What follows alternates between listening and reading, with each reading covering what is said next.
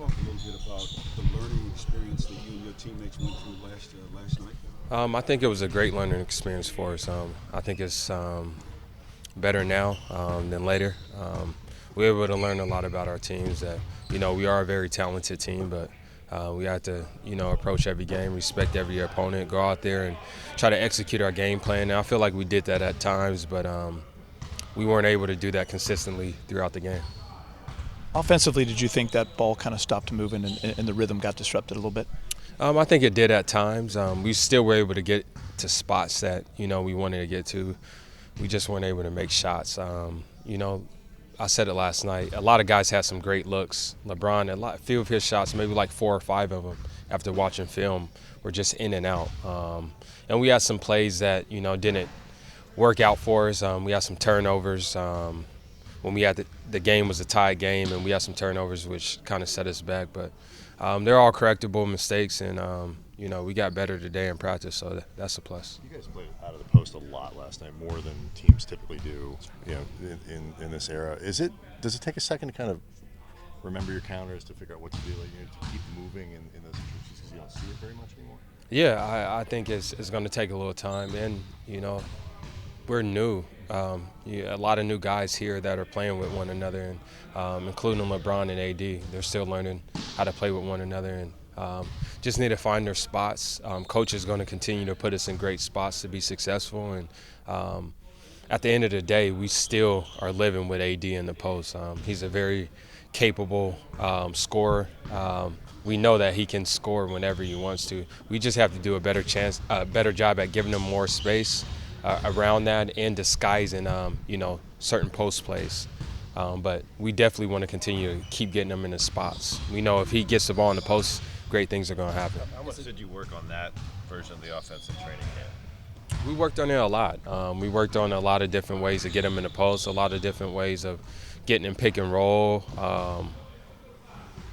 Just getting AD and LeBron in their spots to, make plays for our team, if it was for themselves or other guys. And we know that it's just the first game. It was unfortunate that we lost, and good thing we could take away. We learned a lot about ourselves and ways that we can improve. So it's our job to make sure that we keep getting better every single day and move on to the next game and make improvements from there. You guys are learning a lot right now. In your experience, is attacking switches sort of one of the hardest things to kind of gel in a new group?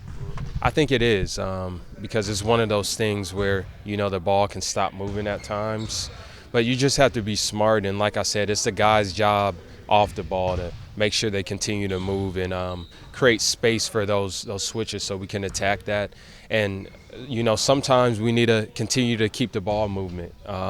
When a switch is made, sometimes the guy that is switched on the smaller guard, he's not used to guarding the guard, and if you put him in help, you're able to make plays off that. And those are just all things that we have to continue to learn, and it's going to take some time, but I feel like everyone's dedicated to making those adjustments so we can be the best team we can be. Is there a lot of just, I guess you could say, optimism coming from, I know it was a tough game yesterday, you had the loss, but just having a chance to look at the film, kind of getting that first opportunity to actually correct some of the mistakes that you guys have made, what does that look like, or what does that seem like going into the game against Utah? It's, like I said, it's all stuff that we're capable of doing.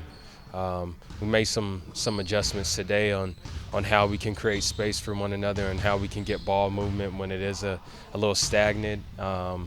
And we walked through it today, but tomorrow we have a chance to go through it live and see how it feels and make adjustments from there if there need to be made, if there's some adjustments that need to be made so we can prepare for the game against Utah. Defending Mike Conley, who's now joining Donovan Mitchell, that's going to be part of your job. What kind of challenges do those guys present? Very good players. I actually got a chance to play with Mike at the end of last year. He's a very talented player, great person. He's going to bring a lot to their team leadership-wise and his playmaking ability. And Donovan Mitchell, he's just an amazing young player. I always look forward to playing against a talent like that. And they're definitely going to be a strong team. Not only those guys, they added a lot of other players to their team, and it's going to be a great challenge for us. Did you defend Mike in practice? I didn't. I tried to, but he always wanted me on his team. No, he's a very good player, man. I'm looking forward to seeing him tomorrow. Seeing him on Friday and playing against him. Particularly defensively, how much tape does it take to really learn the strengths and weaknesses of your own teammates? Like the little stuff, who moves a little better going left than right, or closes faster, or what it means, so you can put together the full team defense. I mean, you can watch as much tape as you want. At the end of the day, it's all about playing. Once we play on the court, we're going to learn how to play with one another, and that's what it's all about, getting those game reps. And we'll be able to get them in practice and then in the game as we play more games together. You guys have some really big lineups, but still the Clippers are able to out-rebound you guys last night. In what role did you kind of feel like the Clipper guards played in that, and what can maybe the Lakers guards do to kind of keep that from happening? I feel like you could tell they put an emphasis on, no second chance points for us. I don't think JaVale had any offensive rebounds. So they definitely wanted to limit us to second chance points, and it was just unfortunate bounces last night. They were shooting a lot of threes, and they were long rebounds, and they were able to get them. Their guards are, Patrick Beverly's crashing the glass every single time, and they were able to get some lucky tip outs, and it turned into points for those guys, and those are plays that we need to limit.